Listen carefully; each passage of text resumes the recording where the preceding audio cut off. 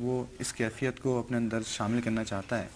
اب ایک عام شخص کا معاملہ آفس میں پڑتا ہے جہاں پہ اس کو باس بھی ہوتا ہے, اس کے کلیگس بھی ہوتے ہیں, اور جو ہر طرح سے اس کی مرضی کے خلاف باتیں کر رہے ہوتے ہیں. گھر میں ظاہر ہے اس کی بیوی بھی ہے, بعض دفعہ بچے کو غلط بات کر دیتے ہیں.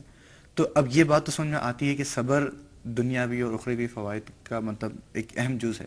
اس کے حصول کا کوئی طریقہ قرآن حدیث پہ بیان, یا اس کے حصول کا کیا طریقہ ہے کہ صبر کو کیسے حاصل کیا جیسے جائے؟ کہ ڈاکٹر صاحب نے ارشاد فرمایا کہ اچانک صبر جو ہے, اگر آدمی پہلے سے ہی مینٹلی طور پہ اس کے لیے تیار نہ ہو تو صبر کرنا بہت مشکل کام ہے.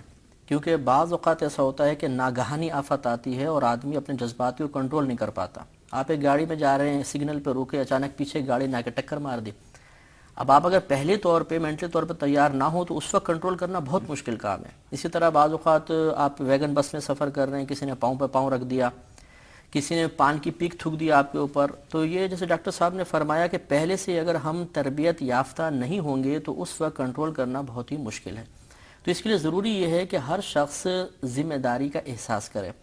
اسی طرح جیسے ہمارے ڈاکٹر صاحب ہیں, ایک پیشنٹ آتا ہے تو وہ ڈاکٹر سے نفسیاتی طور پہ بہت زیادہ متاثر ہوتا ہے, مرعوب ہوتا ہے, اور ڈاکٹرز کی جو مطلب ہدایات ہیں اسے بعض لوگ بہت زیادہ مطلب اس کو مطلب ایکسیپٹ کرتے ہیں اور اس پہ عمل کرتے ہیں.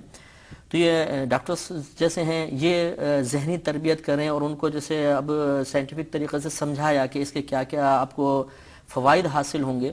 تو یہ ہم تمام جو معاشرے کے افراد ہیں اپنی اپنی ذمہ داری محسوس کر کے سلسلہ تربیت شروع کریں تو انشاءاللہ پھر آہستہ آہستہ ایسا ہوگا کہ معاشرہ سنورے گا. اور صرف سلسلہ تربیت نہیں بلکہ اس کے بعد عملی طور پر ایک نمونہ کر کے دکھائیں. اور یہ ہمیں نبی کریم صلی اللہ علیہ وسلم کی حیات کریمہ سے ہی حاصل ہوتا ہے کہ ایک طرف آپ زبانی کلام فرما رہے ہیں تو دوسری طرف اس کا پریکٹیکل کر کے بھی دکھا رہے ہیں, تو اس کا پھر اثر انشاءاللہ معاشرے میں. ڈاکٹر صاحب جیسے